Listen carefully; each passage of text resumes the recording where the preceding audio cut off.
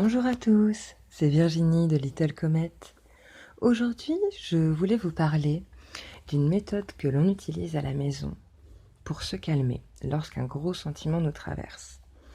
Alors, il peut s'agir d'à peu près n'importe quel sentiment ou sensation, que ce soit la peur de s'endormir le soir tout seul. Ça, c'est surtout pour ma puce en ce moment, on est à fond dedans. Ou que ce soit des petits bobos, des douleurs, une appréhension, un stress. Euh, En tout cas, chez nous, ça fonctionne du tonnerre à partir du moment où vraiment on décide de vraiment entrer dedans, de se concentrer, comme une sorte de petite méditation. Alors, je vais vous parler de la façon dont je l'ai pratiqué sur moi. Je pense que c'est ce qui parlera le plus, ce qui sera le plus vrai, le plus limpide, tout simplement, pour les explications que je vais vous donner, parce que je l'ai ressenti moi-même. Donc c'est toujours plus simple de parler de ce que l'on a vraiment vécu plutôt que de ce qu'a vécu quelqu'un d'autre. En ce qui me concerne, je m'étais fait une petite blessure, pas grand-chose, mais bon, souvent c'est les petits bobos qui font franchement mal, et ça commençait à devenir assez dérangeant. Et comme je vous l'ai déjà dit dans un précédent pod, ici on est tous des hypersensibles. Donc un petit sentiment, un petit désagrément peut finalement prendre, avoir ou prendre tout simplement beaucoup d'importance sans que, sans que vraiment on le désire, hein, mais certaines choses vont nous emballer, d'autres nous subjuguer, ça, ça dépend. Et là, en l'occurrence, cette petite blessure, j'étais déjà dans un état de stress assez conséquent. Et je commençais vraiment à avoir mal et je sentais que mon cœur s'emballait, que plus ça allait, plus c'était douloureux, plus c'était difficile à supporter. Je savais plus quoi faire, j'essayais de mettre de la crème. Enfin, il n'y avait rien qui fonctionnait vraiment. Et du coup, je me suis lancée dans cette petite séance comme une micro-méditation. Et très rapidement, ça m'a fait beaucoup de bien.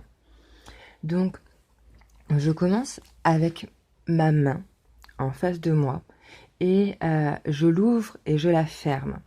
Je ferme le poing et je rouvre assez rapidement comme ça. Et je visualise que ma douleur, là en l'occurrence c'était ma douleur, pour Hayley par exemple on va faire plutôt la peur au moment de s'endormir. Je visualise que ma douleur est au creux de ma main et que ma main est comme un néon rouge qui va clignoter, clignoter, clignoter. Et plus j'ai mal, plus il clignote fort, plus la lumière est intense, plus le mouvement de ma main est répétitif, répétitif et fort. Et donc du coup, ce premier passage-là pour visualiser ma douleur, évidemment, il ne faut pas qu'il dure trop longtemps. Parce que surtout quand on est sensible et quand on est en méditation, du coup, pendant un court instant, ça prend de l'ampleur, parce qu'on s'en rend compte, en fait. Et là, du coup, j'étais en train de visualiser ma douleur, et pour le coup, j'avais franchement mal. Et d'un coup d'un seul, on s'imagine un petit lapin blanc. Et là, rien qu'en visualisant ce petit lapin blanc, si c'est pour un enfant, par exemple, on peut s'amuser aussi à le décrire, ou même pour nous, si on a du mal à projeter. Euh, le néon qui clignote est toujours en fond, mais il est vraiment derrière. Et là, sur le devant de la scène, il y a ce petit lapin blanc, tout mignon, tout poilu, tout cotonneux, avec ses grandes oreilles et ses jolis yeux en amande. Et là déjà, à ce stade-là, ma douleur passe d'un niveau, on va dire sur une échelle de 1 à 10, en ayant commencé à 10, on passe déjà à 6, quoi. Et ça descend de façon assez conséquente, juste en fixant son attention sur autre chose. Et surtout, ça force à l'imaginer, en fait, parce qu'on ne l'a pas en face de nous, l'image du lapin. Donc, on est obligé de le visualiser dans sa tête, et plus la personne qui nous aide, ou plus nous-mêmes, nous donnons de détails pour visualiser ce petit lapin blanc, plus finalement la douleur va s'amoindrir. Et le petit lapin reste toujours là, et petit à petit, le néon revient à côté, On le revoit clignoter. Il clignote, mais il clignote de moins en moins vite. Et là, tout en gardant cette image du petit lapin blanc, très mignonne, très apaisante, on continue le mouvement avec notre main qui s'ouvre, qui se ferme, de plus en plus lentement. Et là, on va mettre des adjectifs sur notre douleur. Donc, au départ, ma douleur était très intense. Maintenant, je sens qu'elle diminue. Encore. Elle diminue. Toujours. Je ne sens presque plus rien maintenant.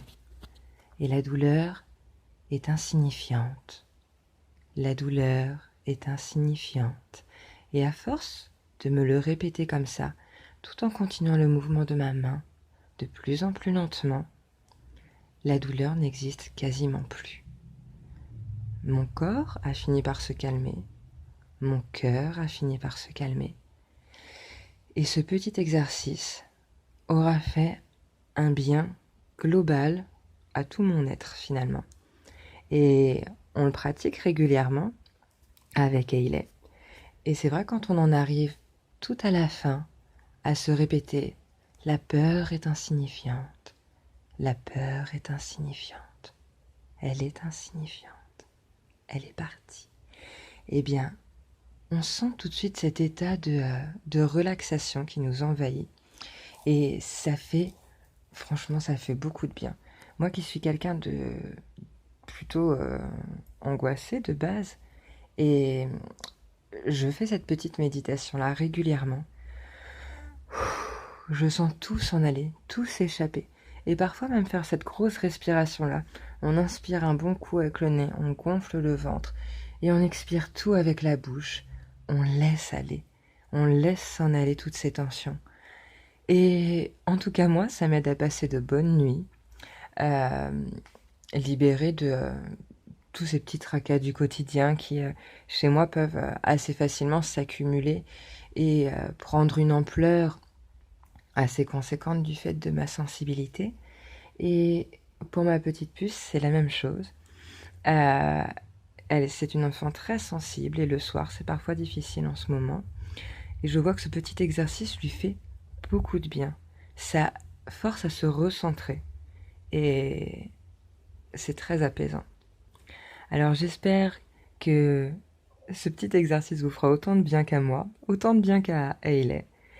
Et on se retrouve la semaine prochaine pour un prochain podcast. Mais en attendant, n'hésitez pas à laisser un petit commentaire et à vous abonner à ma chaîne. Je vous souhaite une très bonne fin de journée.